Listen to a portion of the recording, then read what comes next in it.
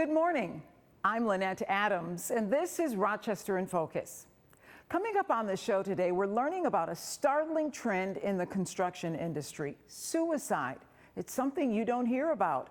The Western New York director of the American Foundation for Suicide Prevention and the president and CEO of the Rochester Builders Exchange join me to talk about efforts to shine the light on this problem.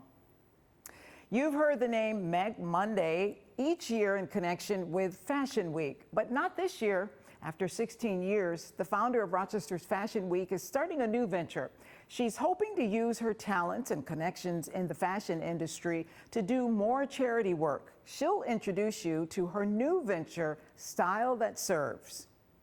Rochester City Vice President Lachey Harris stopped by wearing her hat as chair of the 19th Ward Square Fair coming up June the 6th. The fair is celebrating 60-plus years in existence. And finally, we'll send you off with the sounds of Rochester's own Grammy Award-nominated saxophonist Jimmy Highsmith Jr. He's launching a new initiative called Playing It Forward. For quite some time now, he's been giving free lessons to students, but he's looking to do it on a bigger scale, and you can get involved.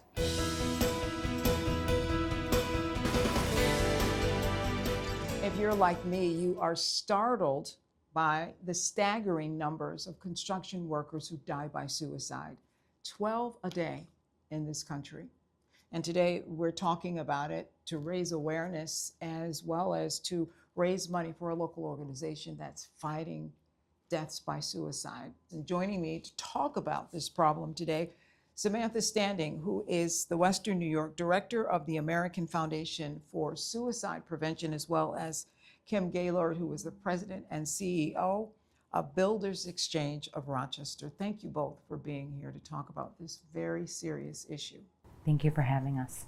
Tell us why you're doing this. So the American Foundation for Suicide Prevention started the construction hike for hopes across the nation to help address this issue and raise awareness. We have a program called Hard Hat Courage, where we are really trying to raise awareness and provide education to the construction industry about signs and how to have conversations with people in the industry in order to address this and prevent these deaths by suicide. This is news to me. In fact, you told me that it's 3 times higher than suicides in general? In the last 6 months alone, 2 board members of the Builders Exchange have lost 2 employees. And we were sitting in a board meeting just a few months ago, and one of my committee members asked me, do we have any resources that can help my employees? And I said, interesting you ask me that, because I was approached by the foundation about getting behind this hike for hope.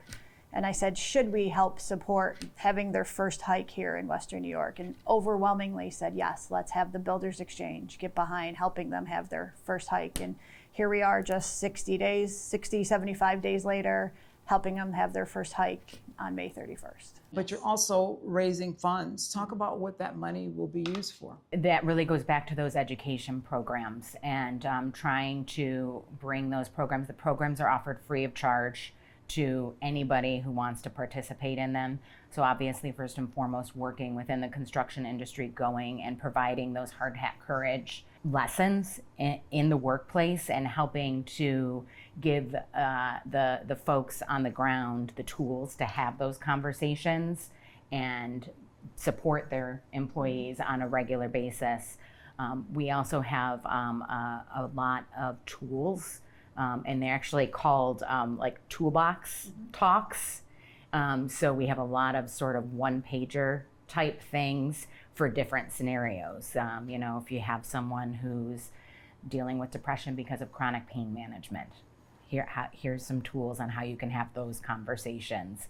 And so being able to provide all that free of charge, and the Western New York region covers 17 counties. Any insight into why these numbers are so high and why this is happening in the construction industry? I think neither one of us are mental health experts. I think there's a couple reasons. Talking about mental health issues is such a stigma. And we need to be more open to talking about our struggles, our what we're going through. What are you looking for from the community? You know, we're really just looking to raise awareness first and foremost. You know, you opened this saying that you had, no idea the numbers were so staggering. And so the construction Hype for Hope that's taking place at the end of this month, it's about coming together and showing support to the industry and, really spreading the message that it's okay to not be okay. We need to make mental health just as much a priority on job sites as we do the physical safety. So if people want to join this event, is it too late? The event doesn't take place until Sunday, May 31st. Honestly, you can register online, right up to that day. But form a team, bring people together, and there's no cost whatsoever to participate. We have some awesome shirts if you raise $150, but you can just show up and show your support to the folks in the industry. And we'll be right back.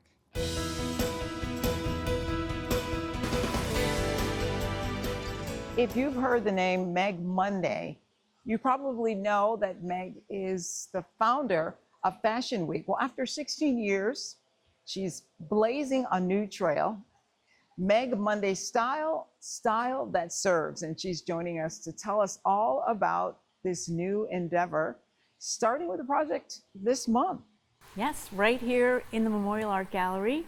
We have Style That Serves to benefit the arts here at the MAG, and we'll start out with the doors opening at 5:30. We will have all kinds of pop-up shops here in this beautiful atrium, and that will be Friday the 29th and Saturday the 30th. But on the 29th, then we'll all go up into the grand ballroom and see all these incredible, both local, international, and New York City designers on the runway, and all to benefit the arts. So I know that you started Fashion Week in Rochester to benefit the Center for Youth, and you worked with them for 16 years. What made you decide that you want to continue to help local charitable organizations? Well, I think after raising millions of dollars for the Center for Youth for 16 years and loving every minute of it and loving the work that they do, I decided I wanted to kind of spread the love a little bit and reach out to other local charities to broaden fashion into the community and broaden giving into the community. And that expands my world of people I know, and I get to learn about all these other people in Rochester that might need some guidance and that I can support through fashion. So I know that you love fashion, you've worked in the fashion industry. Why bring fashion to Rochester? Because if you build it, they will come. And that's what I found with Fashion Week. Fashion makes people happy. It helps them express themselves. It's armor for certain people. If they have a great outfit on, they feel amazing. So why not bring it to Rochester? This is a fabulous city, and being a transplant and being here for 27 years, I absolutely love it here. I wouldn't want to be in another community, and I'm so grateful that I got to raise my two daughters here. So what are you hoping to accomplish with Style That Serves? Style That Serves, I'm hoping to accomplish small, intimate, European style fashion shows.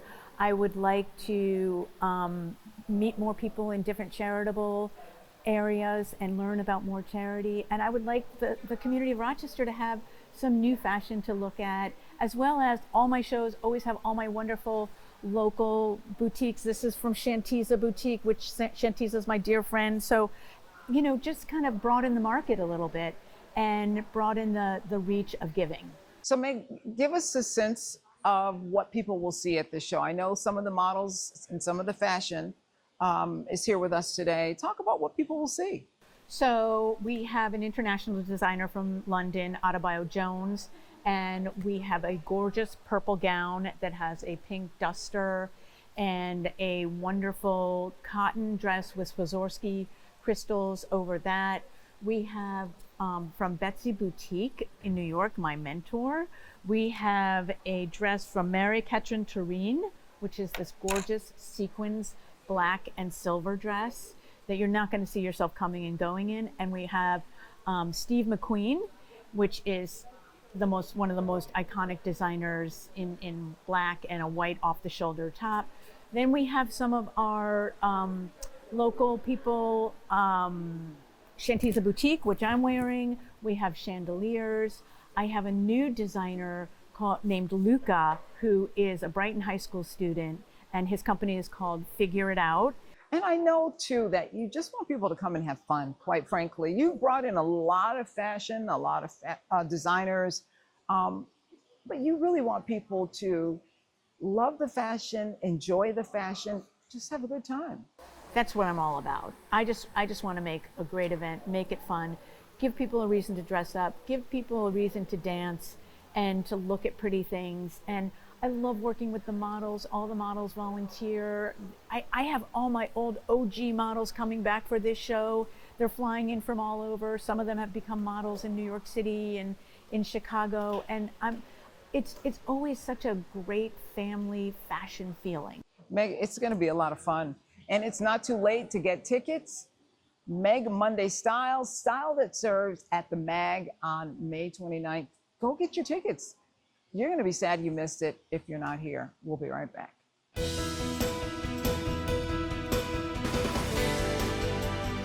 This is the 60th year of the Square Fair. Can you believe that? 60 years. And joining me to talk about what's on tap for this year is Jesse Knopf, who is the president of the 19th Ward Community Association, as well as Lachey Harris, who is vice president of the Rochester City Council. But in this instance, wearing your hat as chair of this year's Square Fair. 60 years this fair has been coming back each year. That's amazing. Yeah, so last year we celebrated 60 years as an organization, and it's really incredible that from the get-go they started this event, and it has kept going through all the different volunteer chairs, presidents, and all sorts of other changes in our neighborhood. This has always been an event, the first Saturday in June.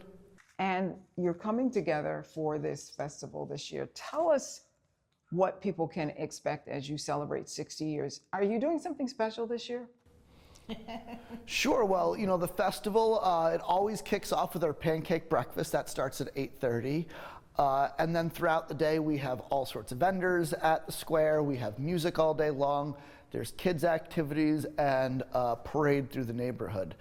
And this year, to celebrate 60, it is going to be We're highlighting a parade with a train, a trackless train.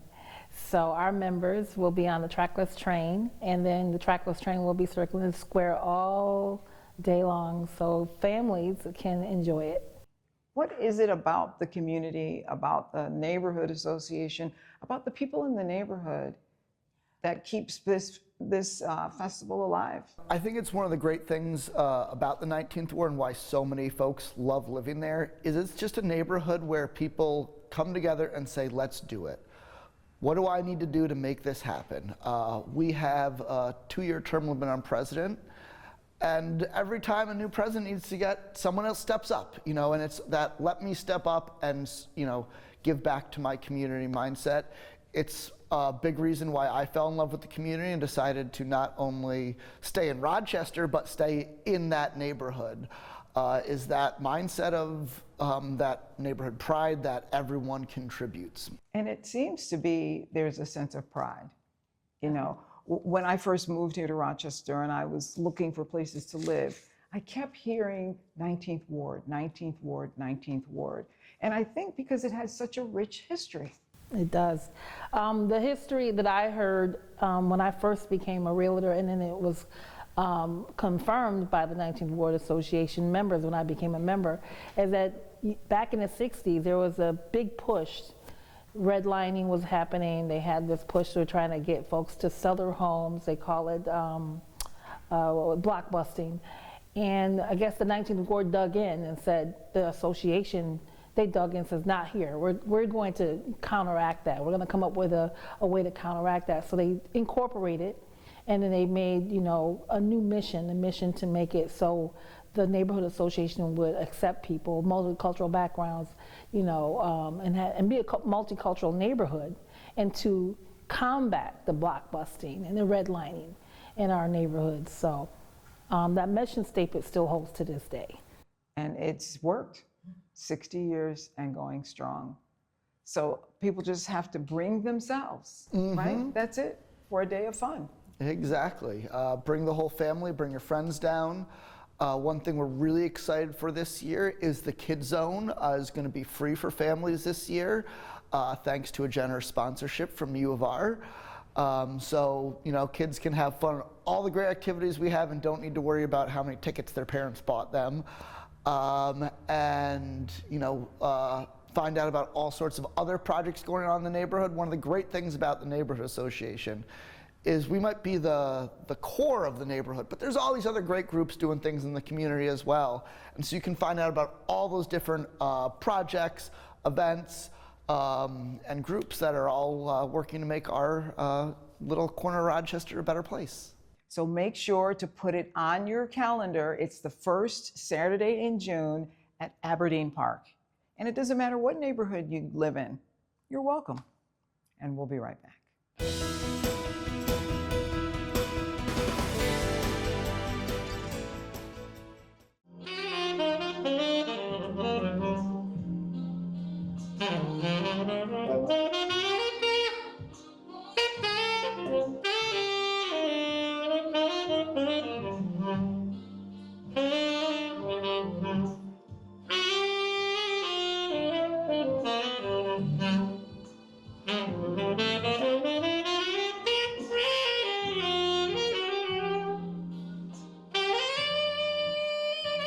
And you were just listening to the fabulous sounds of Grammy-nominated musician Jimmy Highsmith Jr. And if you want to sound like that, if you want to become a musician, or if you want your child to become a musician, you'll want to listen up to this next interview.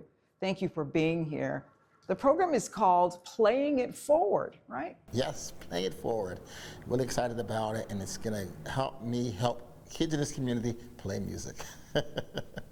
Do you think that there is less opportunity for kids to play, or just less exposure to music so kids think about becoming musicians? I think both. You have less mentors out there. I had Terrence Bruce, Dr. Carl Atkins, Curtis Kendrick, Spider Martin, Scott Mel, the list goes on, all these great, Nate Ross, great musicians out of Rochester who poured into me. My parents got me into Hochstein's. I went to Eastman. I had these opportunities. The kids today aren't really being exposed to music in the way that I was exposed, and partly it's AI and technology. They can all be producers and use AI to create music versus learning how to play piano or saxophone.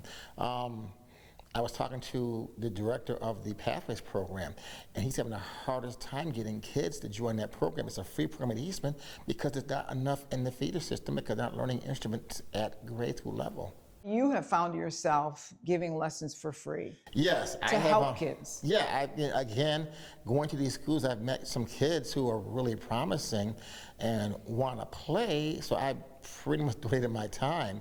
I have 16 kids I teach every week, but 8 of them don't pay me. Their parents can't afford to pay me, and I don't want to deny them that opportunity. So I'm appealing to the community to help me out financially. I have a GoFundMe and my website, jimmyhighsmithjr.com, where you can, make a donation to help cover some of the cost. 10 kids a year is roughly $50,000 in cost between lessons and equipment and reads and repairs. This is what it costs, to support a child, 10 children, and I have 8, and I want to bring 4 more on. I have room for 4 more kids right now to teach privately. I go to your house once a week and teach you music. So you really want to be able to do more than what you're doing already. Absolutely. And I know that you've been digging into your own pocket to help kids buy instruments and take care of their instruments. And so people can help by simply donating to Playing It Forward. Exactly. How do they do that? Go right to my website, which is Jimmy, J-I-M-M-I-E, Highsmith, H-I-G-H-S-M-I-T-H, J-R.com. And on the front page, you'll see a big donate button right there to my GoFundMe.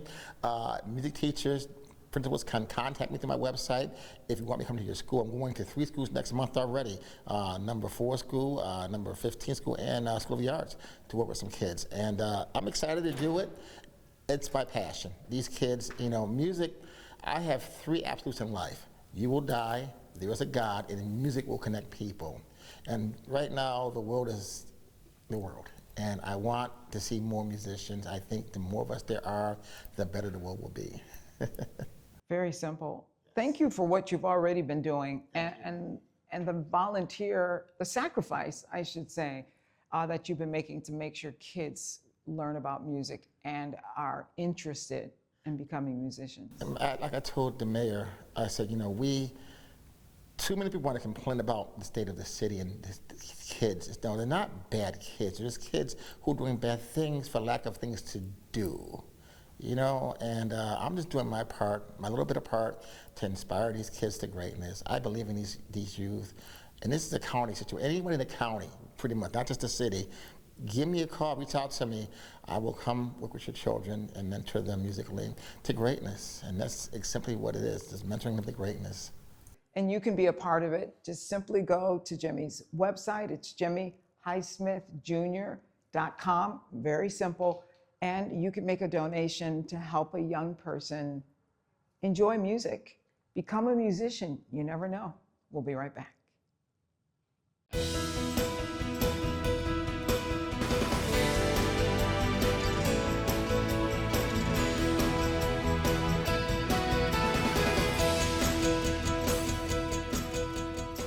Thank you to all of our guests today. And if you would like information about anything you saw on the program, or you would like to be a guest on Rochester in Focus, here's how you can get in touch with us at News 10 NBC. Well, that's all the time we have. Thank you for joining us. If you want to know what your friends and neighbors are doing to make Rochester a great place to live, join us every Sunday morning at 10 o'clock right here on News 10 NBC. Have a great week.